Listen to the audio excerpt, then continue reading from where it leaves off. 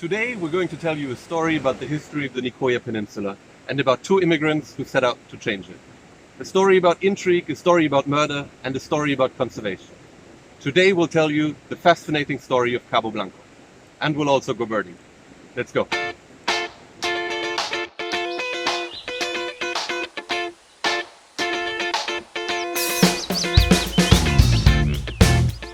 I'm standing here at Rio Lajas, just outside the quaint fisherman's town of Cabuya. It's one of my favorite birding spots to bring non-birders to.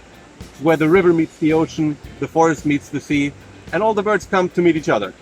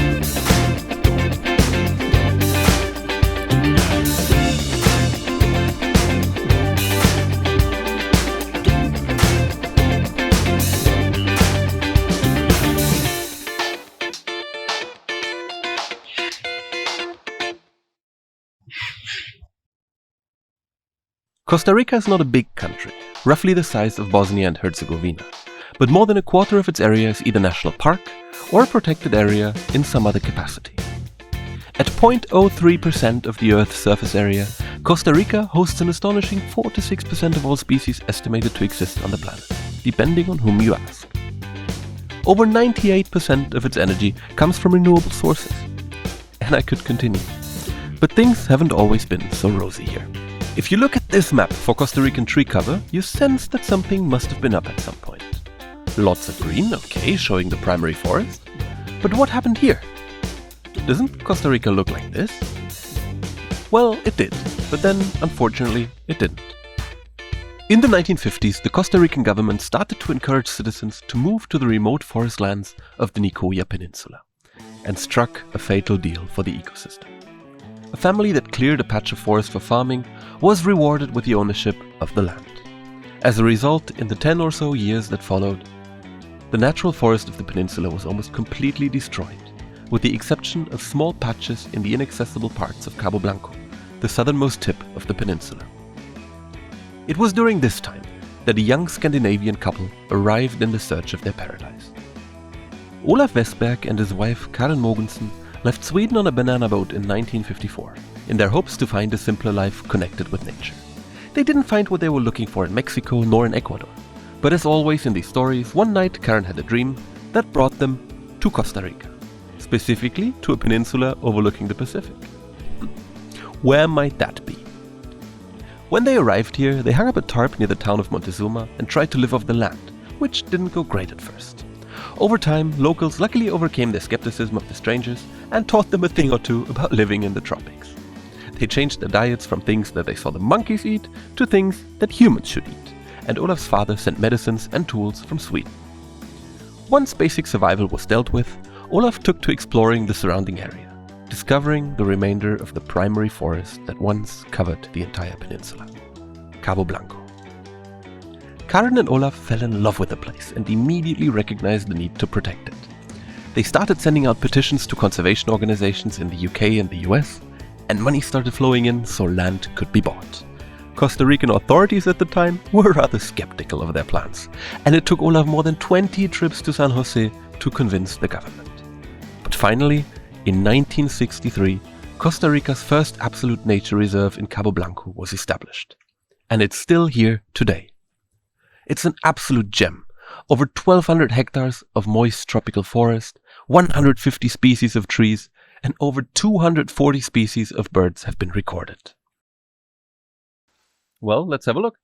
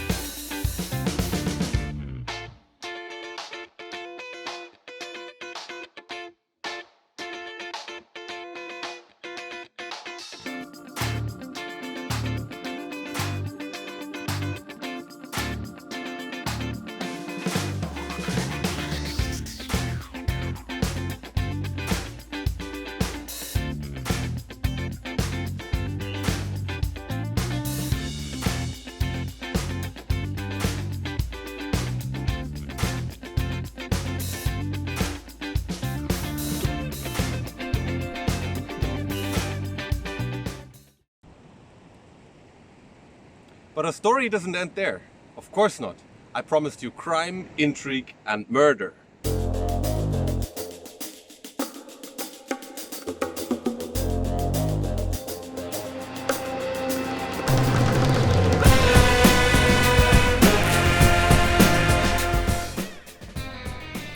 Olaf and Karen continued to fight for conservation and identified the Corcovado rainforest on the Osa Peninsula as worthy for protection.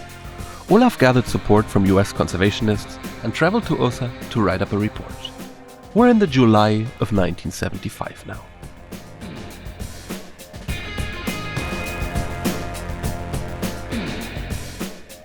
On July 14th, Olaf leaves to Punta Arenas to catch a boat to the south. In the port, however, he gets into an argument with a local over the treatment of a horse, which causes him to miss his once-a-week boat to Osa. He returns to Montezuma and decides to try again the following week. Also at the port, a young man from San Jose. He doesn't take the boat either. On July 21st, Olaf leaves to Punta Arenas again to catch a boat to the south. Also at the port again, the young man from San Jose. This time, they both catch the boat. The young man starts a conversation with Olaf and offers his services as a guide in Corcovado. After an overnight stay along the way, they arrive in Corcovado on the evening of the 22nd.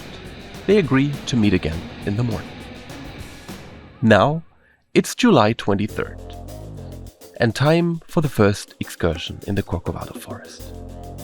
The two men leave in the early morning, but only one of them returns. Olaf is brutally murdered with a combination of machete, club, and knife, and left behind in the forest. His guide disappears back to San Jose. But why did he kill him? A lot of signs point towards a contract kill. According to later witness statements, the young man in San Jose was, you guessed it, the same young man that was waiting to see if Olaf went to Corcovado a week earlier. And while the hit wasn't the cleanest, it's remarkable that the guide's lone return from the forest didn't appear to raise any more alarms. August 4th. When Olaf didn't return for Karen's birthday, she knew that something was up. She hired a plane and a pilot to take her to Osa and went out to search for Olaf with the help of some local farmers.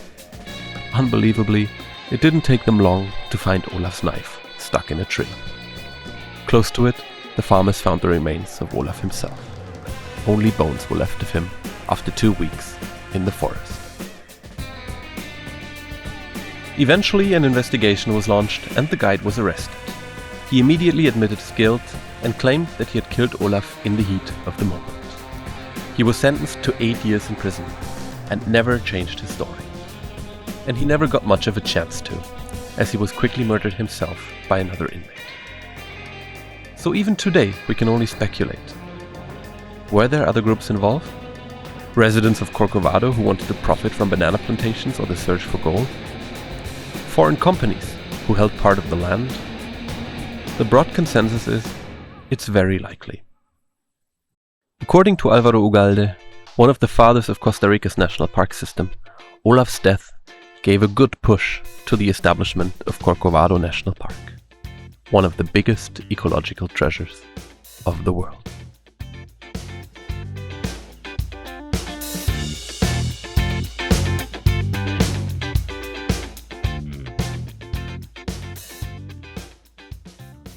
Thanks for watching, everyone. We hope you enjoyed this video. If you did, leave us a like and consider subscribing. We'll be back next week with another video. In the meantime, if you have any comments, leave them down below. If you don't have any comments, share your favorite recipes. Alright, take care, see you soon, happy birding. Ciao.